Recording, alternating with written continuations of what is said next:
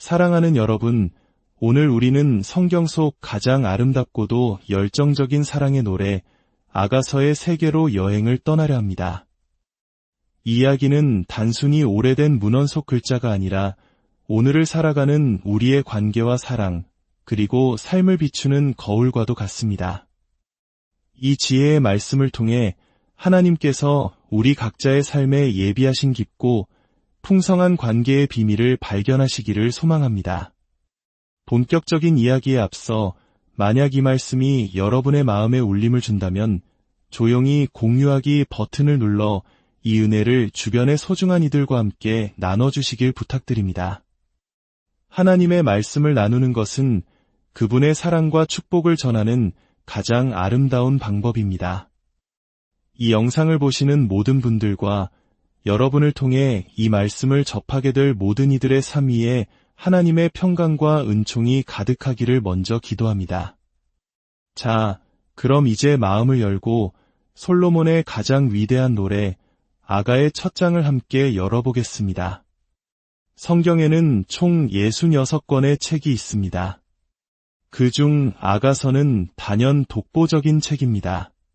다른 책들이 교리와 역사, 예언을 다룰 때 아가서는 한 남자와 한 여자의 뜨거운 사랑을 노래하는 한 편의 시와 같기 때문입니다. 이 노래를 쓴 이는 바로 다윗 왕의 아들이자 하나님께로부터 비할 데 없는 지혜를 선물 받은 솔로몬 왕입니다. 성경에 따르면 그는 1005편의 노래를 지었는데 그 수많은 작품 중에서도 이 노래를 노래 중의 노래, 즉 자신의 최고 걸작이라고 칭했습니다. 아가서는 단순히 남녀 간의 사랑 이야기에서 그치지 않습니다.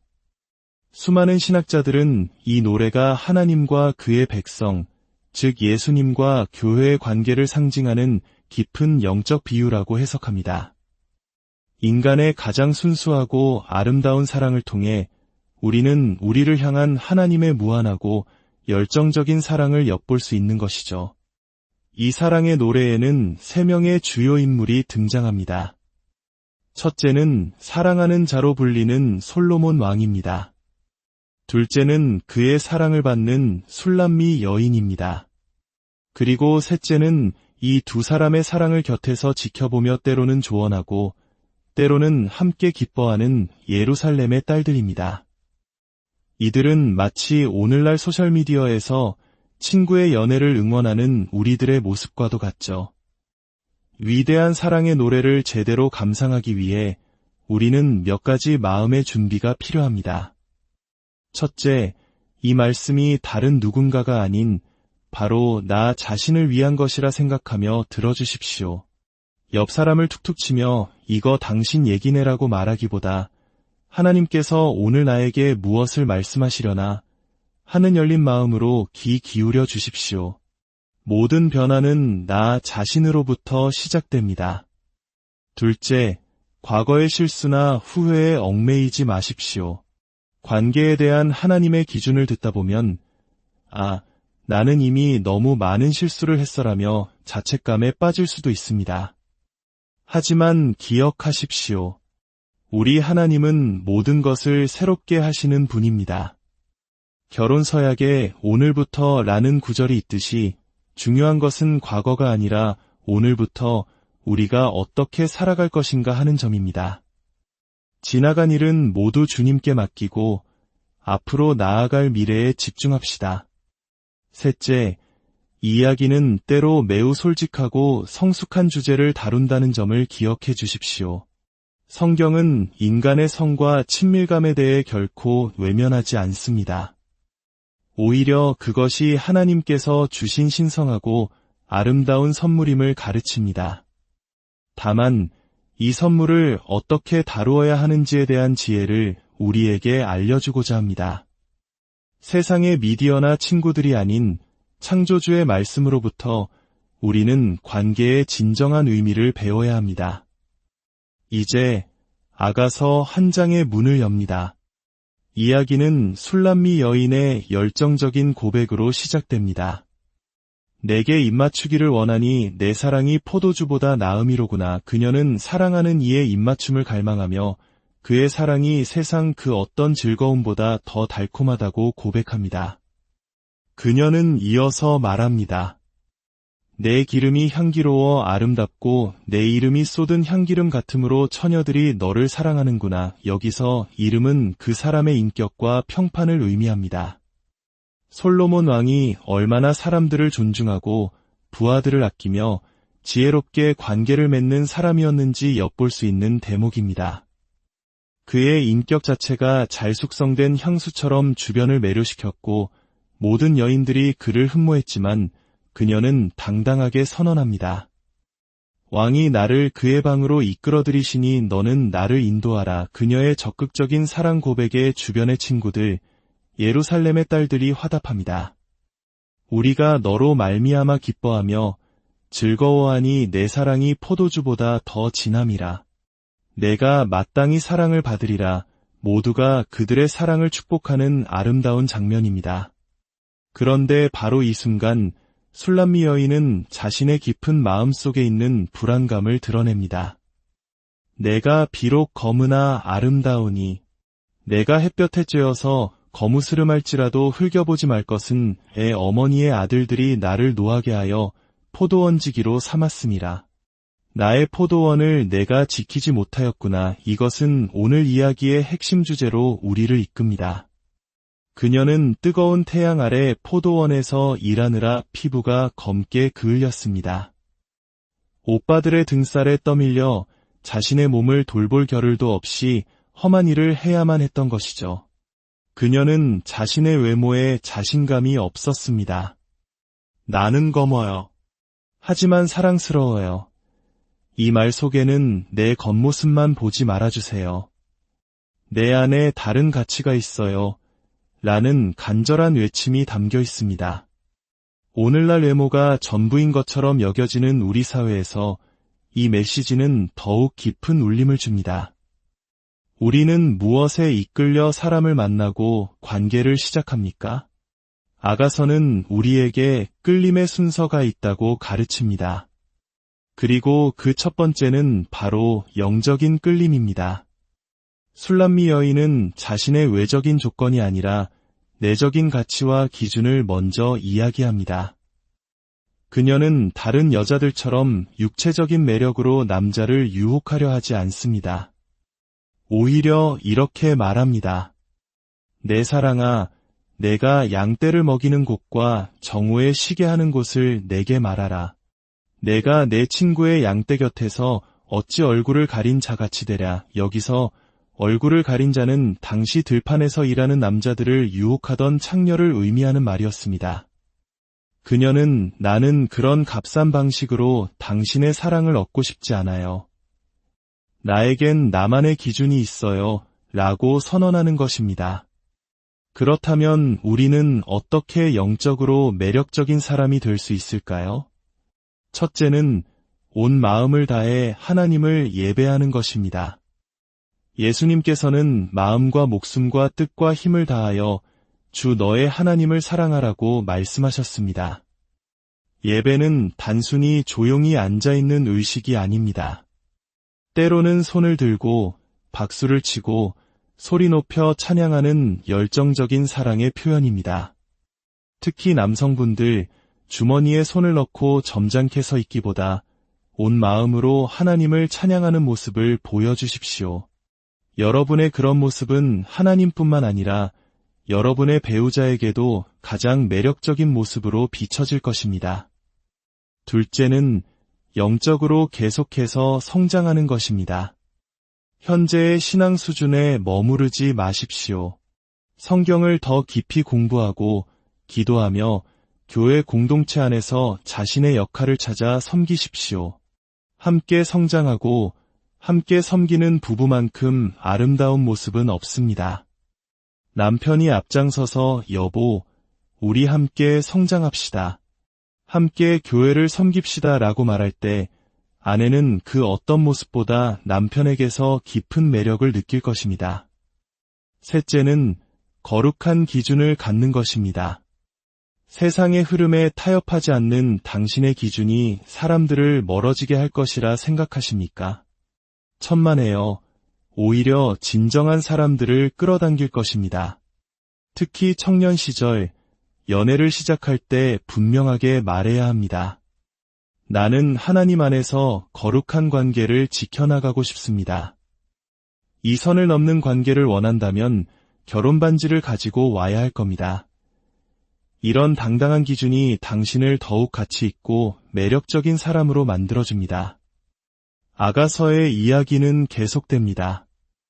이제 솔로몬이 그녀의 고백에 화답합니다. 그는 그녀를 바로의 병거의 준마에 비유합니다. 오늘날 여성에게 당신은 말 같아라고 말하면 큰일 나겠지만 당시 파라오의 병거를 끄는 백마는 가장 아름답고 고귀한 존재의 상징이었습니다. 그는 너는 나의 가장 소중한 보물이야 라고 말하고 있는 것입니다. 그는 덧붙여 말합니다. 내 두 뺨은 따은 머리털로 내 목은 구슬꿰미로 아름답구나. 우리가 너를 위하여 금 사슬에 은을 박아 만들리라. 그는 그녀의 외모를 칭찬하면서도 그녀를 더욱 아름답게 만들어주겠다고 약속합니다. 그의 따뜻한 말에 술람미 여인의 마음이 녹아내립니다. 그녀는 이렇게 화답합니다. 나의 사랑하는 자는 내 품 가운데 모략 향주머니여. 모략은 아주 귀한 향료였습니다. 그녀는 그를 잠자리에 들 때조차 품에 안고 싶은 향기로운 존재로 여기며 그에 대한 좋은 기억과 생각을 품고 잠이 든다는 것을 시적으로 표현한 것입니다. 이들의 대화 속에서 우리는 두 번째 끌림, 바로 감정적인 끌림을 발견합니다.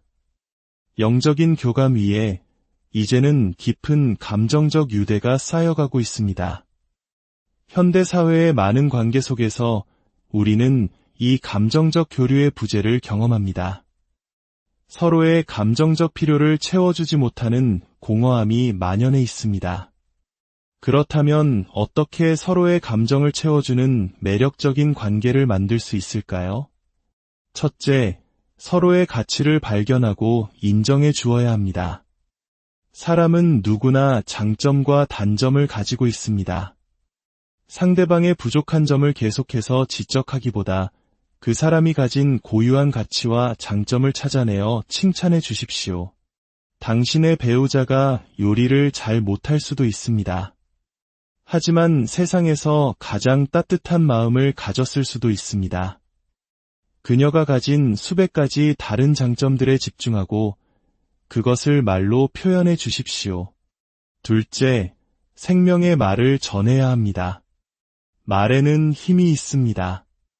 우리의 혀끝에서 생명과 죽음이 갈립니다. 오늘 하루 배우자에게 어떤 말을 하셨습니까? 당신 또 늦었네. 왜 이렇게 지저분해? 같은 비난의 말 대신 당신은 정말 아름다워. 당신이 한 그 일 정말 대단했어. 와 같은 생명을 살리는 말을 건네십시오. 일반적으로 여성은 자신의 존재 자체에 대한 칭찬, 즉 당신은 어떤 사람인지에 대한 말을 듣기 원하고 남성은 자신이 한 일, 즉 당신이 무엇을 했는지에 대한 인정을 받기 원합니다. 아내가 남편이 정성껏 가꾼 정원을 보며 내가 본 잔디깎기 솜씨 중에 최고예요 라고 말해줄 때 남편은 세상을 다 얻은 듯한 기쁨을 느낍니다. 서로에게 필요한 인정과 칭찬을 아끼지 마십시오. 그것이 채워지지 않을 때 사람들은 다른 곳에서 그 인정을 찾으려 하고 그것이 바로 외도와 같은 비극의 시작점이 되기도 합니다. 셋째, 서로에 대해 선한 생각을 품는 것입니다. 술람미 여인이 모략 향주머니를 품에 안고 잠들었듯 우리도 배우자에 대한 좋은 기억과 생각을 마음에 품어야 합니다. 책상 위에 스마트폰 배경화면에 배우자의 가장 아름다운 사진을 놓아두십시오. 하루에도 수백 번씩 그 모습을 보며 좋은 생각을 떠올리십시오. 우리가 의식적으로 선한 생각을 품지 않으면 사탄은 그 틈을 비집고 들어와 불평과 의심의 씨앗을 심는다는 것을 기억해야 합니다. 이제 이야기는 절정으로 치닫습니다. 영적, 감정적 교감이 충분히 이루어지자 마침내 육체적인 끌림이 자연스럽게 표현됩니다. 솔로몬이 말합니다. 내 사랑아, 너는 어여쁘고 어여쁘다. 내 눈이 비둘기 같구나. 당시 랍비들은 눈을 영혼의 창이라고 가르쳤습니다. 그는 그녀의 겉모습 너머에 있는 순결한 영혼을 보고 있었던 것입니다. 그녀 역시 화답합니다. 나의 사랑하는 자야, 너는 어여쁘고 화창하라. 우리의 침상은 푸르고, 우리의 침상은 푸르다는 것은 나는 준비됐어요. 당신과 함께하고 싶어요. 라는 매우 직접적인 표현입니다. 그녀의 뜨거운 고백에 그 역시 같은 마음이었지만 그는 선을 긋습니다. 그는 이렇게 말합니다. 우리 집은 백향목들보 잣나무 석가래로구나. 이것은 우리의 관계에는 아직 더 견고하게 세워야 할 기초와 구조가 있다는 의미입니다. 육체적인 끌림은 중요하지만 그것은 반드시 영적, 감정적 기초 위에 세워져야 한다는 것을 그는 알고 있었습니다.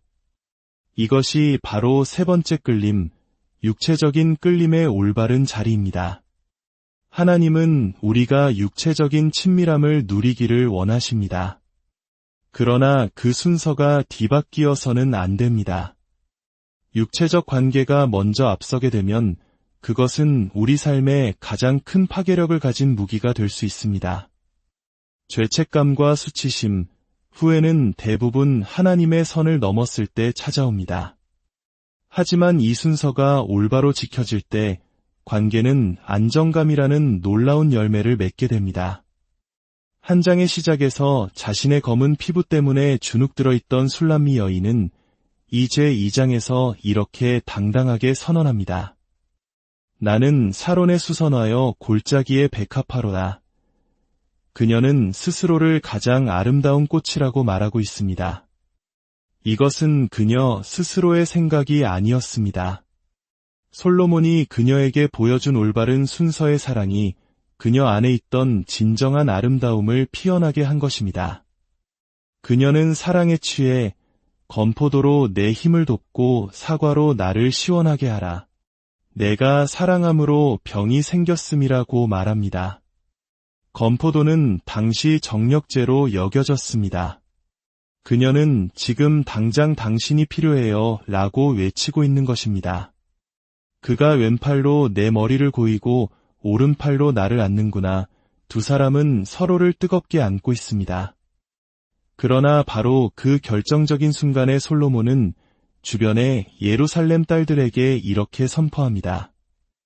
예루살렘 딸들아, 내가 노루와 들사슴을 두고 너희에게 부탁한다. 내 사랑이 원하기 전에는 흔들지 말고 깨우지 말지니라. 사랑이 무르익어 가장 적절한 때가 되기 전까지 섣불리 그 사랑을 깨우지 말라는 것입니다. 그는 이 아름다운 사랑을 끝까지 지켜내고자 했던 것입니다.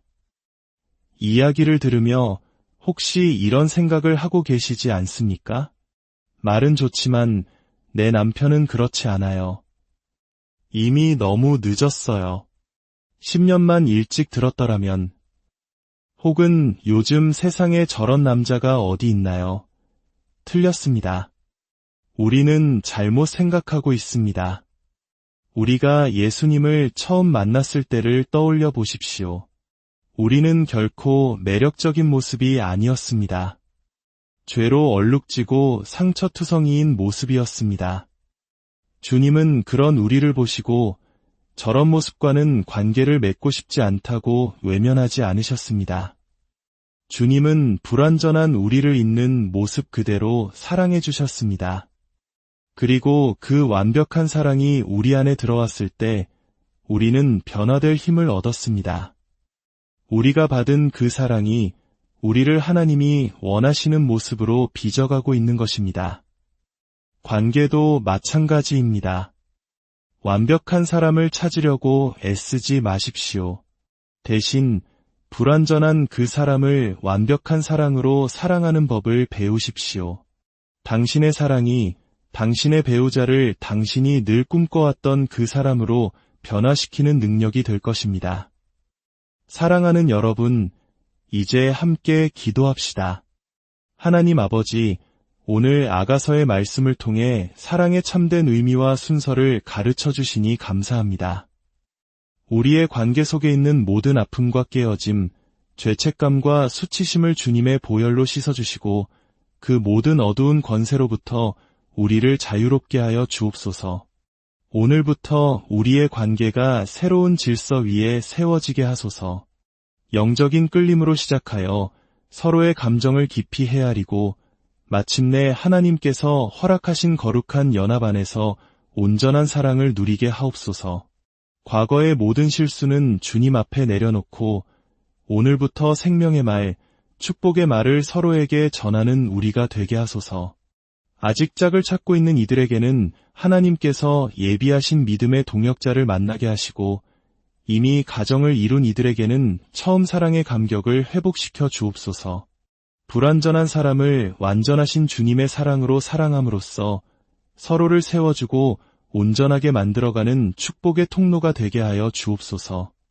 우리를 먼저 사랑하신 예수 그리스도의 이름으로 기도드립니다.